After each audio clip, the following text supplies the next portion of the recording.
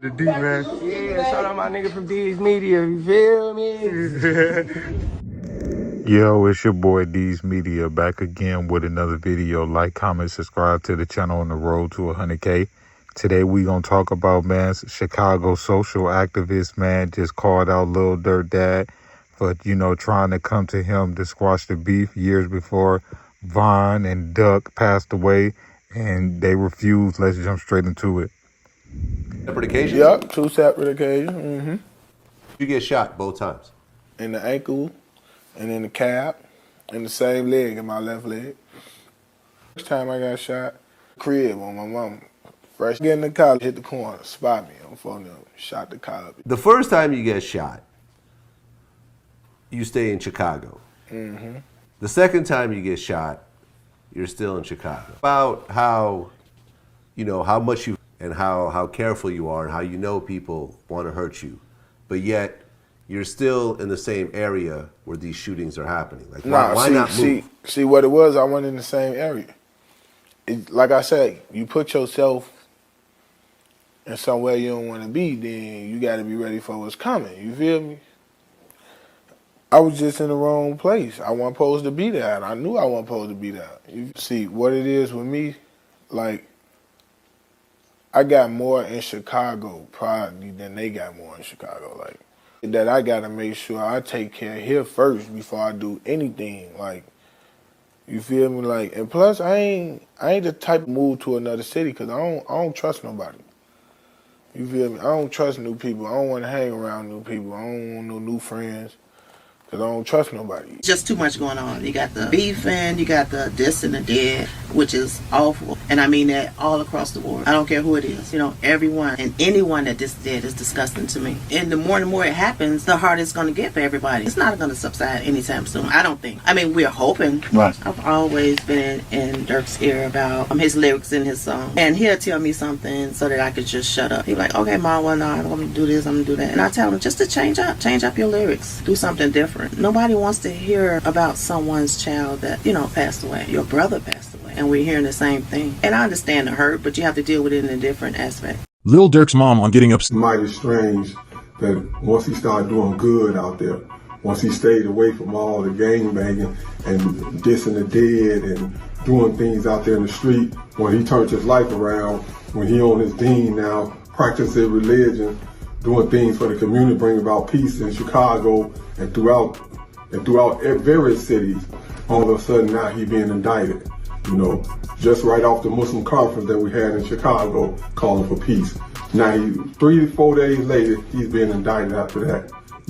When he put up on his concert, all the people that got killed in Chicago, showing that this is not what it's about again, he get indicted. But now he's being indicted for that. So look at the bigger picture here. Look at what the government trying to do. They always got their whole thing is you doing wrong, you doing bad, then that's good for them because that fill up the prisons. But when you start doing right and telling people to stop doing wrong, then all of a sudden you're an enemy to them. It's mighty strange. I set it up through Michael Chester. Remember? Yes, ma'am. Because we wanted to. Remember I told you I had that dream and I wanted for them to come together and I wanted you to meet with them and maybe y'all could talk to y'all kids, man, because it didn't make sense.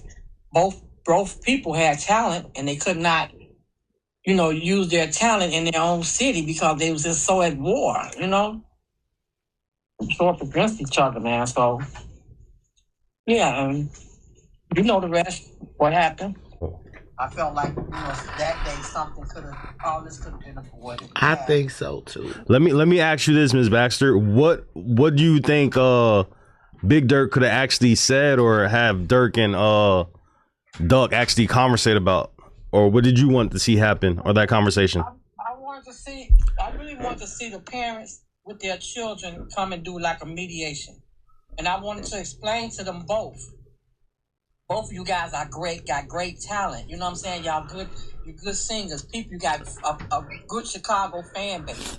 You shouldn't be beefing. Y'all get that money. They don't have to do the stuff they was doing was unnecessary. They could have been getting money. Now look, Vaughn gone, Duck gone, and you might as well say Lil Durk gone too.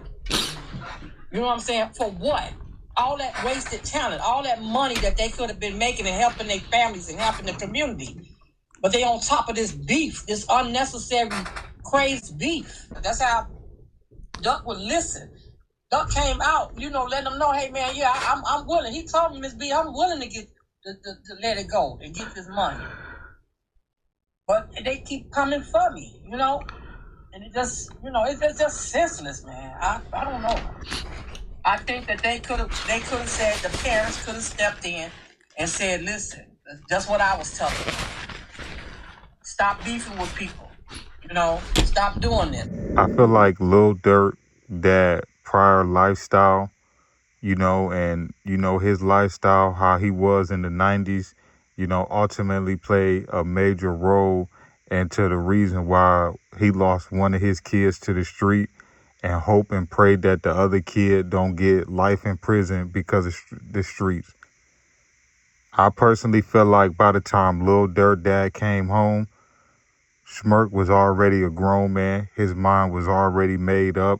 The war was already kicked off. It wasn't no guidance, no leadership, no structure, no nothing. And I don't feel like, him saying anything to Durk would have really stopped anything. That's my personal opinion. And the reason I say this is this, right? If you ever want to get some understanding, or you think that you're going to push peace, you got to go to the real smackers. You got to go to the real ones. You got to go to the Vons. You know what I'm saying? The Mellies. You know what I'm saying? The Tay Savages. You know what I'm saying?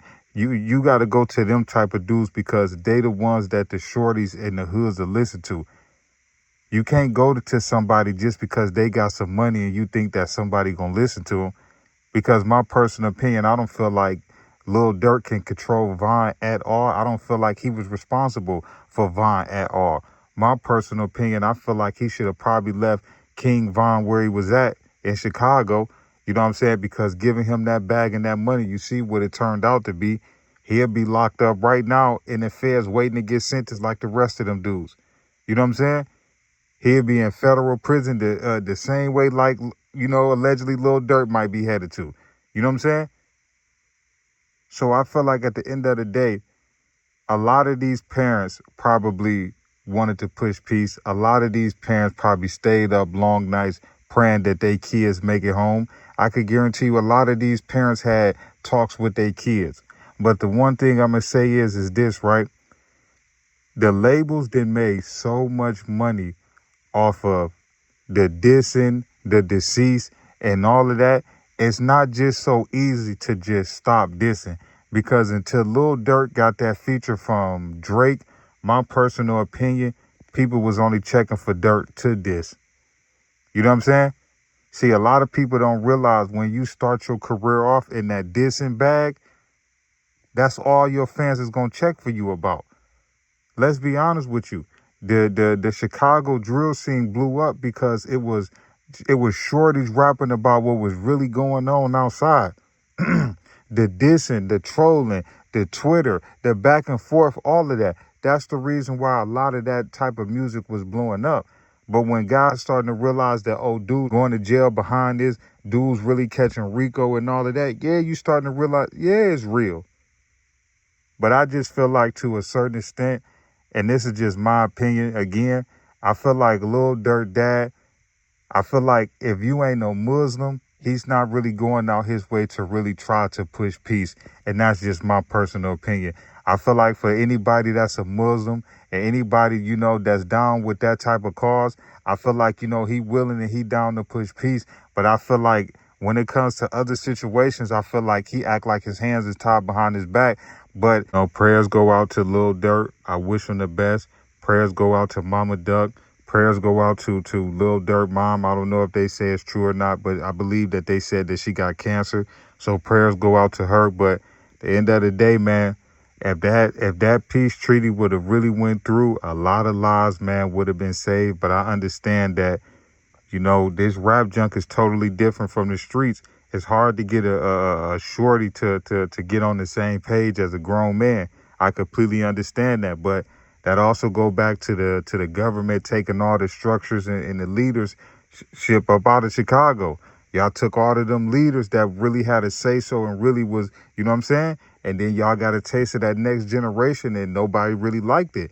But that go back to, at the end of the day, a lot of times people think just removing somebody from the community is just that easy. But when you look at the domino effect after that, you be like, man, was it really worth it? But peace, positivity, network growth. Let's say these kids, it ain't never too late. I love y'all. Appreciate y'all. The D, man. Yeah, shout out my nigga from D's Media, you feel me?